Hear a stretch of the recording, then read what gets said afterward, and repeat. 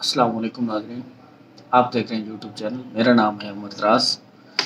आज ख़बरें बहुत सारी हैं। एक तो सिंध में मेयर के इलेक्शंस हुए, उनमें बड़े अच्छे तरीके से जुर्लू फेरा गया, उस पर बात करेंगे। उसके अलावा नवाज़ शरीफ साहब और ज़रदारी साहब की थोड़ी बहुत क्लैश चल रही है, उसके ऊपर भी बात करेंगे। और जनरल फैज़ मीर के बारे में कुछ ख़बरें हैं। उसके अलावा जनाब आज जो केस लगा सुप्रीम कोर्ट में जहांगीर तरीन और नवाज शरीफ की नाअहली के बारे में, उसके ऊपर भी थोड़ी सी बात करेंगे। तो चलते हैं कि आज कराची में जो इलेक्शन हुए मेयर के, उसके ऊपर बात करते हैं कि आज कराची में किस तरह जुर्लू फेरा गया और कौन कौन इसमें इस्तेमाल हुआ और कैसे फेरा गया जनाब।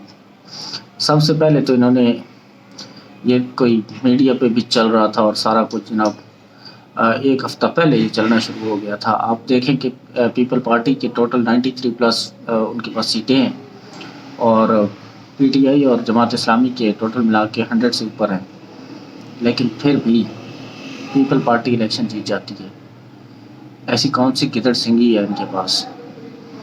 अगर ऐसी गिदड़ सिंगी है तो मुल्क की मईशत क्यों नहीं ठीक कर देते? ऐसी गिदड़ सिंगी है तो मुल्क को अपने पाँव पे क्यों नहीं खड़ा कर देते? ये लोग अक़लियत में होने के बावजूद इलेक्शन जीत जाते हैं। आपको याद करना पड़ेगा जब 1971 में भी ऐसा ही कुछ हुआ था। भुट्टो साहब जो थे उनके पास टोटल 86 वोट थे और जो थे उसके अलावा उनके मुकाबले में शेख मुजीबुर रहमान साहब, उनके पास इनके डबल वोट थे। उनको 1.5 करोड़ से ज़्यादा लोगों ने वोट डाला था और शेख साहब भुट्टो साहब को 56 लाख से ज़्यादा वोट पड़े थे। और उसके बाद जब इलेक्शन का रिज़ल्ट आया, जब असम्बली में कास्टिंग हुई प्राइम मिनिस्टरशिप के लिए, तो भुट्टो साहब जो थे वो प्राइम मिनिस्टर बन गए, वो सदर बन गए और जो शेख मुजीबुर रहमान साहब थे उनको मियाँ वाली जेल में बंद कर दिया गया। और आपने साहब देखा कि उस वक्त मीडिया क्या किरदार अदा कर रहा था और आजकल मीडिया क्या किरदार अदा कर रहा है। इन सब के पीछे कौन है? कौन है जिसके पास ये गिदड़ सिंगी है और वो इन वफादारियों को तब्दील करता है और मुल्क के मफाद के ख़िलाफ़ फ़ैसले करता है या करवाता है? कौन है जिसका इतना बड़ा मफाद है कि वो अपने मफाद को मुल्क के मफाद से बड़ा समझता है और मुल्क के मफाद को अपने मफाद पर तरजीह देता है? इन लोगों को शर्म आनी चाहिए। इन लोगों ने मईशत का जो हाल कर दिया है अपने साथियों के साथ मिल के, कि आज मूडीज़ ने ये क्लेम किया है, और मूडीज़ एक वेल ऑर्गेनाइज्ड ऑर्गेनाइजेशन है जो कि इकानमी के ऊपर, मुल्कों की इकानमी के ऊपर बात करती है। तो उन्होंने एक बात की है पाकिस्तान के हवाले से कि अगर IMF का प्रोग्राम अगले 2 हफ्तों में पाकिस्तान को रिन्यू ना हुआ तो पाकिस्तान जो है वो उसको डिफ़ॉल्ट डिक्लेयर करना पड़ेगा। तो ये तो है पाकिस्तान में माशी सूरत हाल। अगर IMF को प्रोग्राम ना मिला, जो कि पिछले 3 महीनों से इसहाक डार उनके गले पड़े हुए हैं, उनके पाँव पड़े हुए हैं, वज़ीर-ए-आज़म शहबाज शरीफ तक उनके पाँव पड़े हुए हैं, तलवे चाटने पर मजबूर हैं, लेकिन वो प्रोग्राम जो है वो रिन्यू नहीं कर रहे। अगर वो रिन्यू नहीं होता, अल्लाह ना करे ऐसा हो, मुल्क के लिए अच्छा नहीं होगा, तो पाकिस्तान को डिफ़ॉल्ट करना पड़ेगा। ये मैं नहीं कह रहा, ये मूडीज़ कह रहा है। आप खुद उठा के देख लें। मेरे से इख्तिलाफ़ करते हैं, कर लें, बेशक कर लें। आप अपने मुल्क से तो इख्तिलाफ़ ना करें ना, जो हक़ाइक़ है वो तो ना छुपाएं ना, सामने लेके आएँ। आज आपने देख लिया, जमहूरियत का जनाजा निकाल दिया इन्होंने। शर्म आती है कुछ लोगों में। इन लोगों में शर्म और हया तो है नहीं, बस जिसकी लाठी उसकी भैंस का कानून चल रहा है वहाँ यहाँ पे। पाकिस्तान में जंगल का कानून है, बनाना रिपब्लिक बना दिया है इन लोगों ने जनाब। पीपल पार्टी का मेयर बन जाता है मुर्तज़ा वहाब, जिनके पास वोट भी नहीं थे, उनको मेयर बना दिया जाता है। अब कराची पर रहम करो भाई। उसके अलावा ये दूसरी खबर ये है कि नाज़रीन, नवाज शरीफ और जरदारी के बीच में लड़ाई शुरू हो चुकी है और जल्द ही ये आपस में एक दूसरे के गले पड़ने वाली है। ये तो पहले से ही तय था कि इन लोगों ने इलेक्शन में जाना है तो दोनों पार्टियों ने आपस में लड़ना है, तो ये तो पहले से ही तय था। लेकिन उसकी वजह ये बनी है कि पंजाब में जो मोहसिन नकवी साहब हैं, जो अपने आप को बड़ा पता नहीं क्या समझते हैं, वो अपने आप को एक निगरान वज़ीर-ए-आज़म बन के आया था और وہ کہتے ہیں پنجابی میں کہ بھا چاونا یہ چولہے جو بھا چاونا یہ تو گھر کی سینڈ بن بیٹھی ہے. محسن نقوی کا وہی حال ہے. نگران لگایا گیا تھا ان کو اور وہ اب پورے ملک کا سائیں بن کے بیٹھا ہوا ہے اور وہ چاہتا ہے کہ میرے کو کوئی اچھی سیٹ ملے آنے والے الیکشنز میں. اور وہ صرف نگران کے خواب نہیں دیکھنے آیا تھا, وہ چاہتا ہے کہ میں اگلے الیکشن ہیں ان میں مجھے کوئی نہ کوئی اچھا سا عہدہ ملے اور حکومتی سیٹ اپ کے ساتھ ملے. تو وہ جو سیٹ اپ ہے وہ اس کو پنجاب میں جو ہے وہ آصف علی زرداری نہیں دلوا پائے گا, کیونکہ آصف علی زرداری کے پاس تو اتنی سیٹیں ہوں گی نہیں پنجاب میں. تو وہ دیکھ رہے ہیں کہ نواز شریف اور اگر زرداری صاحب کی آپس میں کوئی بات چیت نہیں ہوتی تو پھر آصف زرداری کے ساتھ جو ہے وہ منہ پھیر لیا جائے اور نواز شریف اور نون لیگ کے ساتھ اپنی وفاداریاں کر لی جائیں. تو یہ ہے ان بھڑووں کی دلالیاں, یہ لوگ کرتے ہیں اس وجہ سے اپنی وفاداریاں چینج. ان لوگوں کو پاکستان یا آپ کے بچوں کی کوئی فکر نہیں ہے, صرف اور صرف یہ لوگ اپنے مفاد کے لیے لڑتے ہیں 24 گھنٹے. صرف اور صرف یہ لوگ اپنی سیاست کے لیے, اپنی خود کی سیاست, ذاتی زندگی کے لیے یہاں تک آتے ہیں, جھوٹی پریس کانفرنسز کرتے ہیں, جھوٹے جذبات دکھاتے ہیں, جھوٹے کام کرتے ہیں, کچھ بھی نہیں کرتے, صرف اور صرف اپنی ہی سیاست کو چمکانے کے لیے آپ کو عوام کی آنکھوں میں دھول جھونکتے ہیں یہ لوگ. اور آپ کو عوام کو بھی اب سمجھ لینا چاہیے کہ کون کس کے حق میں اور کون کیا کر رہا ہے, کون ملک کے حق میں ہے اور کون ملک کے حق میں نہیں ہے. عوام کو اچھی طرح سمجھ لینا ہوگا. اگر آپ کو چاہیے کہ آپ اپنے بچوں کا فیوچر سیکیور کر سکیں تو آپ کو ان کالی بھیڑوں کو پہچاننا ہوگا.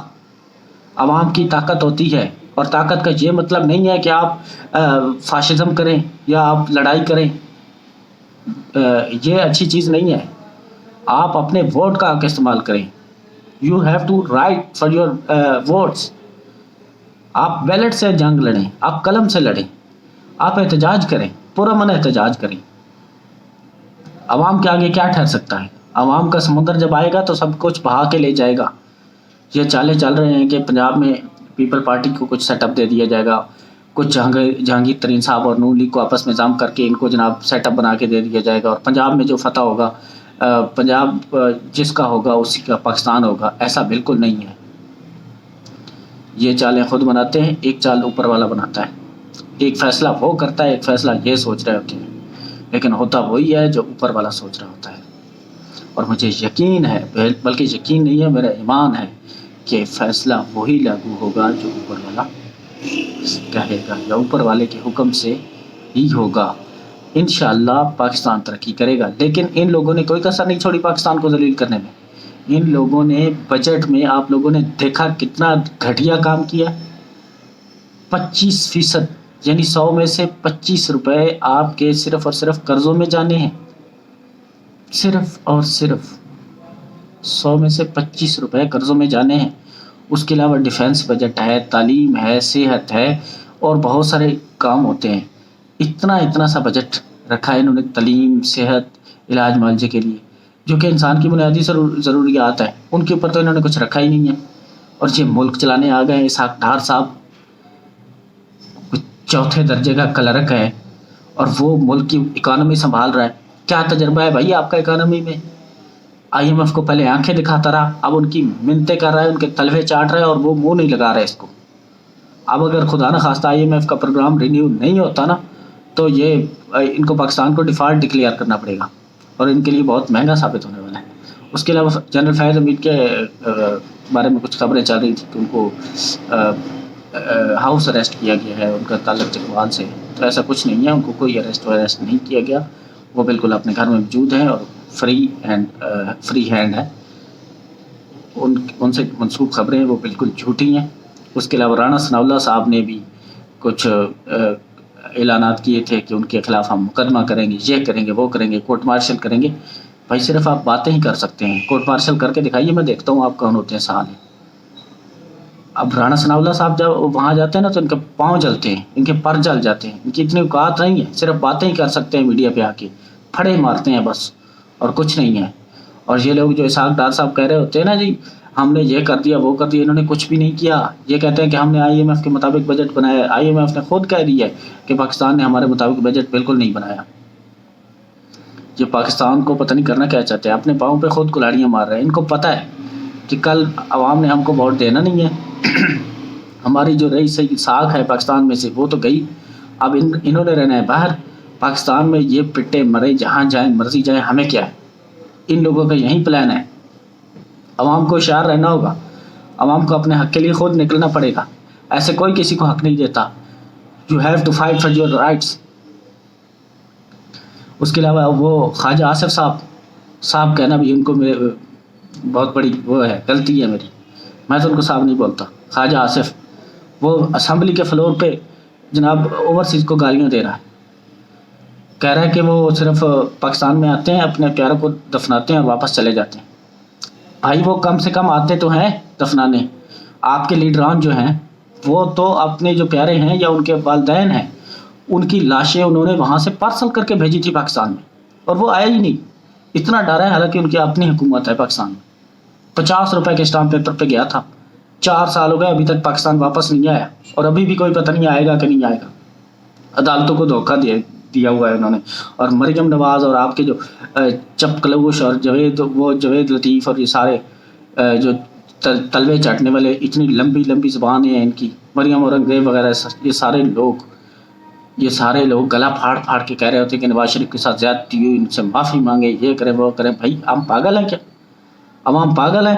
نواز شریف سے آپ کو چاہیے عوام سے معافی مانگنا؟ نون لیگ اور نواز شریف کو عوام سے معافی مانگنی چاہیے، نہ کہ عوام کو یا اداروں کو۔ عوام کو نہیں بلکہ نواز شریف کو، اداروں سے بھی۔ نواز شریف ادھر بیٹھ کر آپ کو یاد نہیں ہے؟ ہم نہیں بھولے، اداروں کو یاد نہیں رہتا کہ جب وہ گالیاں دے رہا ہوتا تھا، گجرانوالے جلسے میں گالیاں دی تھیں اس نے آرمی جنرل کے نام لے کے، اس کے اوپر تو کوئی کنٹیکٹ نہیں لگی، کیوں؟ وہ قانون سے بالا تر ہے کیا؟ ہم کیڑے ہیں؟ قانون ہم پہ لاگو ہوتا ہے، صرف عوام ہی پستے ہیں نا، قانون اسی پہ لاگو ہوتا ہے جو جس کے پاس پیسہ نہیں ہے، جو مڈل کلاس ہے۔ یہ کیا کر دیا ہے آپ لوگوں نے پاکستان کو، کہ کون سا ملک بنا دیا ہے؟ بنانا ریپبلک بنایا ہوا ہے آپ نے ملک کا۔ ناظرین بہت ہی افسوسناک خبریں، اللہ پاک ہمارے ملک کو محفوظ اور اپنی جو ہے حفاظت میں رکھے۔ اسی کے ساتھ آج کی ویڈیو کو کرتے ہیں انشاءاللہ اگلی ویڈیو میں آپ سے بہت ساری باتیں ہوں گی، تب تک رکھیے اپنا بہت سارا خیال اور اپنے اس چینل کا بھی۔ اللہ حافظ۔